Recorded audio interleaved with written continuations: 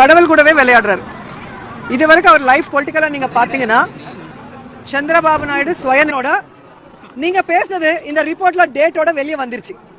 So அதனால நீங்க தப்பு பண்ணது பேக் ஃபயர் ஆனது உங்களுக்கு தெரிஞ்சதுனால நீ சைடுக்கு ஒதுங்கிட்ட. உன்னோட டைரக்ஷன்ல ஹீரோ பவன் கல்யாண் முன்னுக்கு வந்திருக்காரு.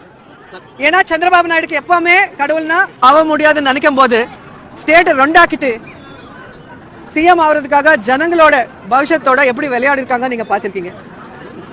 இப்போ எலெக்ஷன்ஸ்ல நீங்க பாத்திருப்பீங்க எப்படியாவது ஆட்சிக்கு வரணும்னு எவ்வளவு பொய்யான ப்ராமிசஸ் எல்லாம் பண்ணிருக்காங்க.